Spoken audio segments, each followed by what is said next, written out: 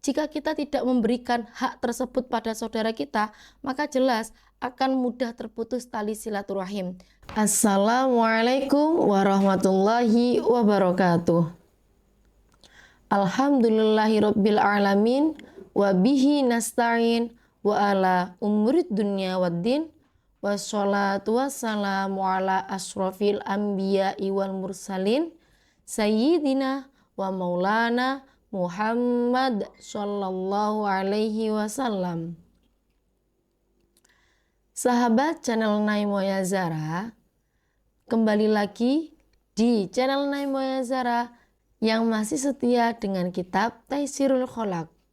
Sebelum kami melanjutkan video ini, jangan lupa bagi teman-teman yang mungkin baru datang, baru singgah atau mampir, jangan lupa untuk subscribe, like, komen, dan share ke teman-teman kalian. Bagi kalian yang sudah subscribe, jangan lupa untuk tekan tombol lonceng di bawah ini.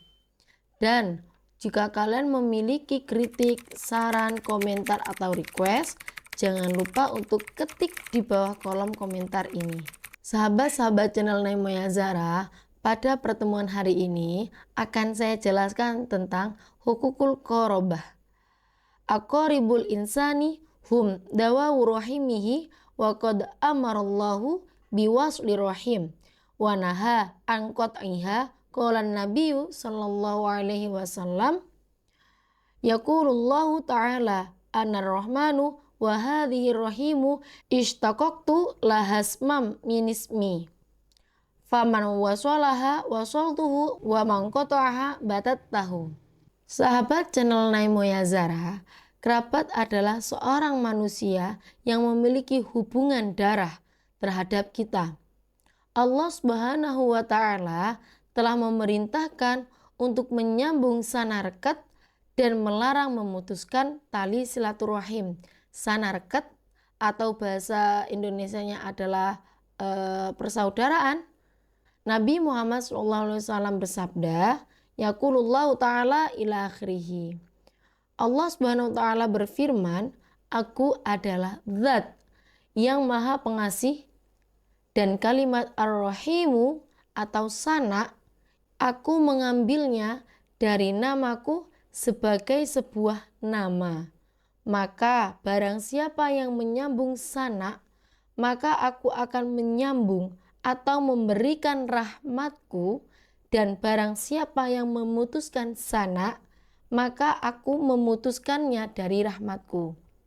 Jadi kata qorobah atau ar-rahim, kerabat atau silaturahim, lafadz ar-rahim itu diambil dari nama Allah dari kata ar-Rahman yang artinya menyayangi. Barang siapa yang selalu suka silaturahim, maka Allah akan melibatkan rahmatnya terhadap kehidupannya atau memberikan curah kasih sayangnya pada kehidupannya. Dan jika barang siapa yang memutuskan silaturahim atau memutuskan rahmat, maka Allah akan memutuskan kasih sayangnya pada kehidupannya. Nah, berikut ini akan dijelaskan 8 hal dari hak-hak kerabat. Yang pertama, menjaga hak-hak mereka atau kerabat dan menegakkannya. Maksudnya begini teman-teman sekalian, kita harus memberikan hak-hak mereka. Contoh, seandainya kita memiliki hutang, haknya mereka menerima hutang kita atau menerima proses penyaluran kita, ya maka kita harus cepat untuk melunasi hutang tersebut karena haknya. Nah, seumpama lagi kita meminjamkan barang, seumpama kita meminjam barangnya dia, maka haknya dia yakni mengambil barangnya itu kembali, dan kita harus menegakkan hak tersebut. Dan yang kedua, sahabat channel Naimoya Zara, tidak boleh menyakiti salah seorang dari kerabat kita, baik dengan perbuatan maupun tidak dengan perkataan. Maksudnya seperti ini sahabat channel Naimoya Zara, kita tidak boleh menyakiti kerabat kita, entah dari perbuatan kita, mungkin dari cara berbicara kita, mungkin dari cara memandang kita, atau hanya meskipun dari sisi cara bicara kita, itu juga tidak boleh sahabat channel Naimoya Zara. Maka kalau kita sudah menyakiti kerabat kita, termasuk dari kita memutus silaturahim, maka Allah akan memutus rahmatnya juga.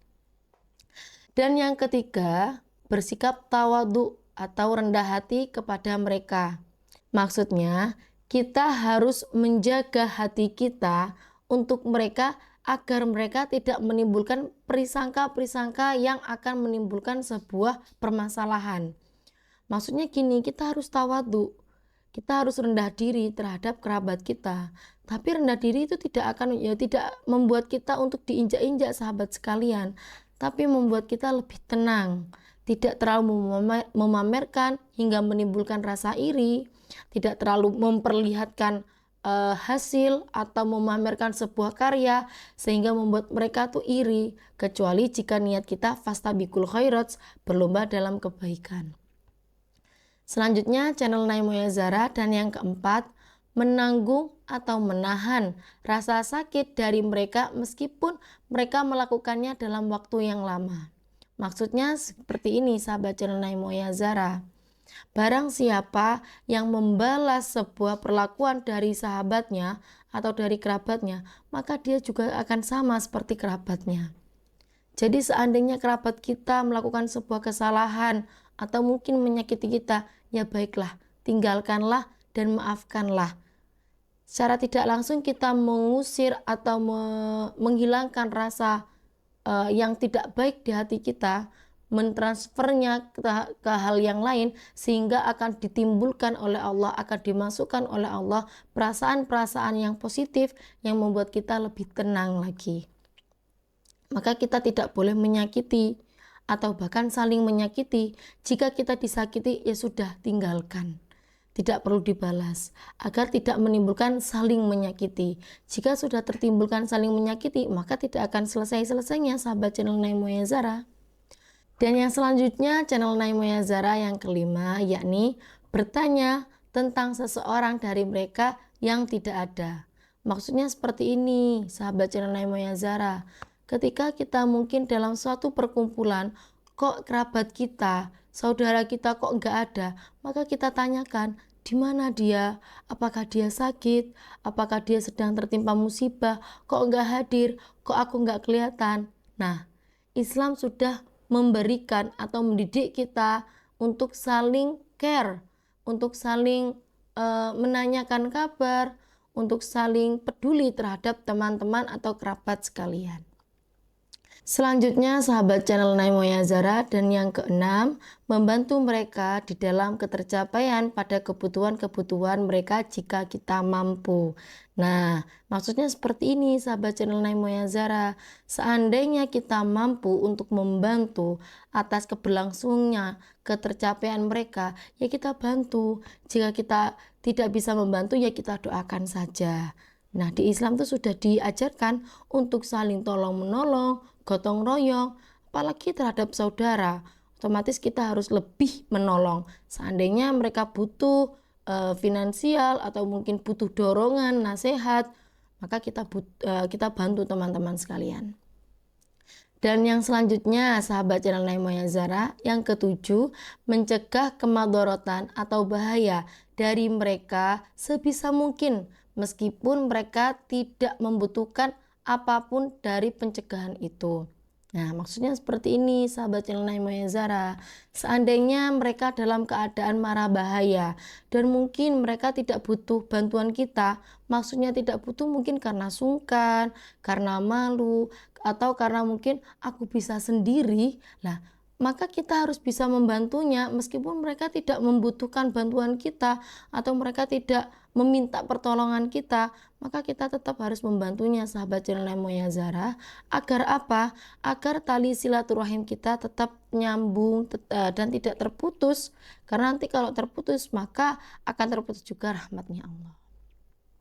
Dan yang kedelapan sahabat channel Naimoya Zara, maka wajib bagi kita untuk menjaga mereka dengan cara berkunjung agar sanak atau silaturahim kita tetap tersambung. Nah, Ini kan eventnya mau Ramadan dan setelah itu kan mau Syawal. Maka kita harus berkunjung ke rumah saudara-saudara kita agar tidak terputus tali silaturahim kita. Maka ingat lagi pasal yang pertama, jika silaturahim kita terputus, maka rahmat Allah juga terputus.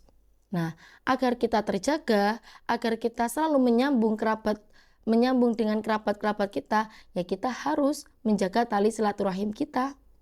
Sahabat channel Naim Zara, setelah kita menyimak hak-hak kerabat kita dari 1 sampai 8, menurut saya yang menarik itu poin yang pertama, yakni memberikan hak-hak kita terhadap kerabatnya. Maksudnya seperti ini, yang sering terlaku contoh ketika kita meminjam dan kita memberikan jatuh tempo, kok nggak disaur atau tidak cepat dilunasi, padahal itu hak mereka untuk mendapatkan uangnya kembali. Padahal itu juga hak mereka mendapatkan hartanya kembali, maka kita sudah menghilangkan hak kerabat yang pertama. Padahal itu haknya dia. Maka dari itu seandainya kita meminjam, ya kita harus sesuaikan dengan temponya, segera untuk melunasi, karena itu adalah hak saudara kita.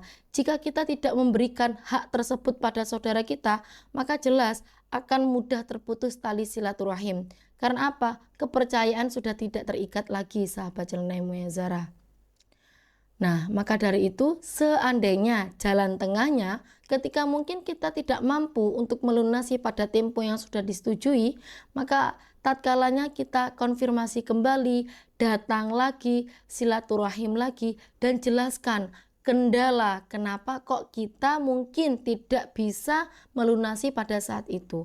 Mungkin kerabat kita atau saudara kita akan memaklumi karena kedewasaan kita untuk menerima kenyataan kalau memang pada saat itu tidak mampu untuk melunasi.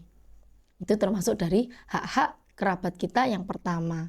Jadi kita harus tetap menyambung tali silaturahim terhadap kerabat-kerabat kita.